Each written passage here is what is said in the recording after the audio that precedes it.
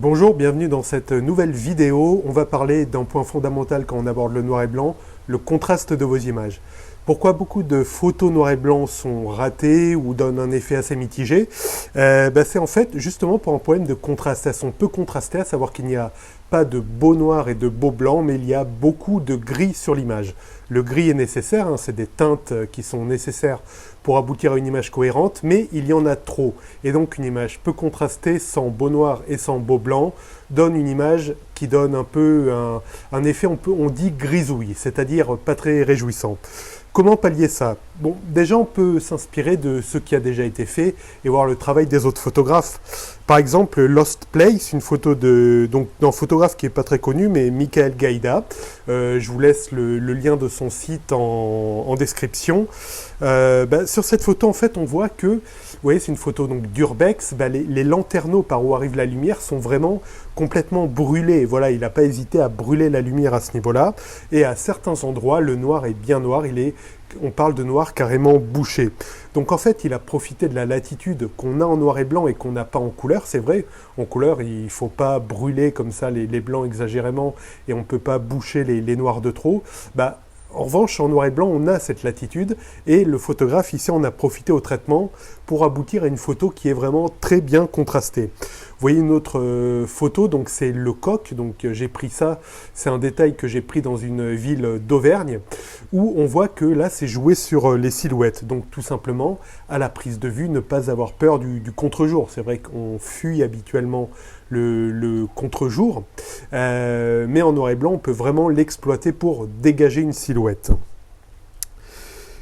Donc comment faire? Déjà, être radical dans son point de vue.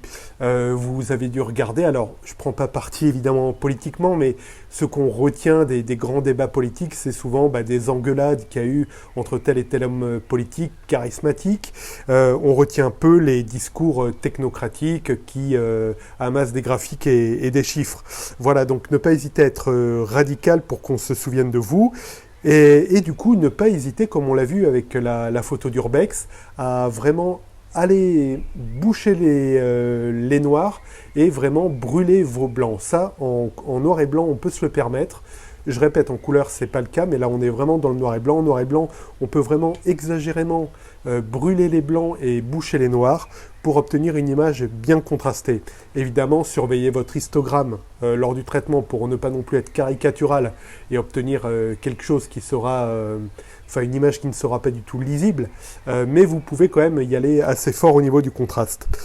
À la prise de vue, vous pouvez faire des choses. Évidemment, ne pas avoir peur du contre-jour, comme on l'a vu avec la photo sur le coq.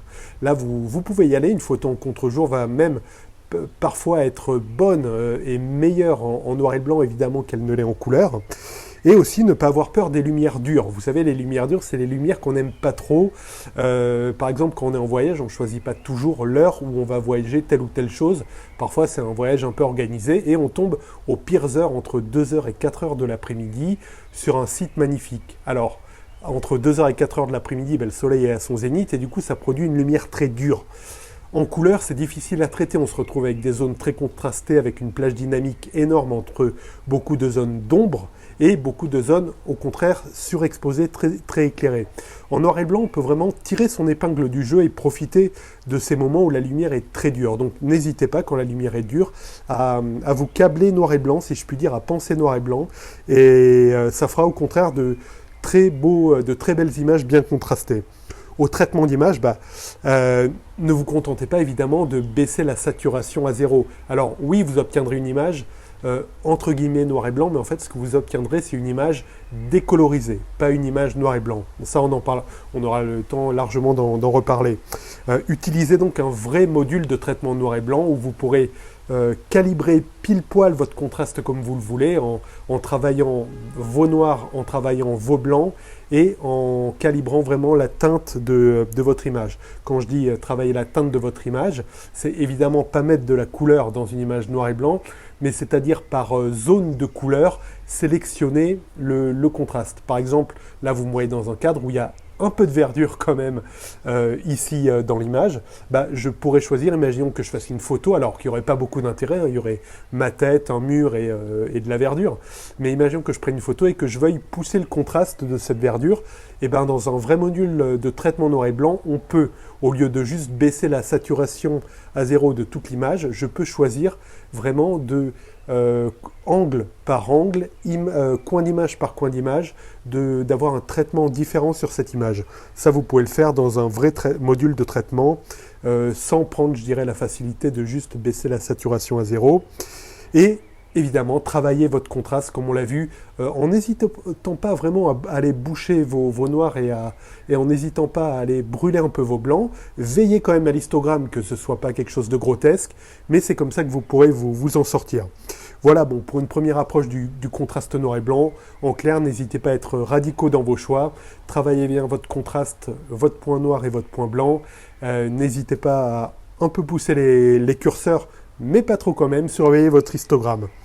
Voilà, si vous voulez m'aider justement à savoir ce sur quoi je pourrais vous aider, peut-être des points techniques qui vous bloquent, il y a un petit questionnaire qui est sans relevé d'email. Complètement anonyme que vous trouverez dans la description, ça m'aidera beaucoup.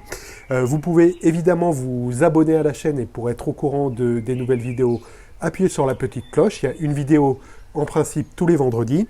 Vous voyez là, pour vraiment tenir le vendredi, je suis même obligé de tourner avec un temps complètement pourri. Voilà.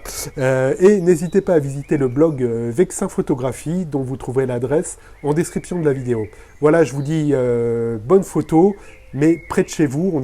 J'enregistre ça, c'est toujours le confinement, donc restez chez vous. Et si c'est après le confinement, faites de belles photos, mais soyez quand même prudents et je vous dis à la prochaine.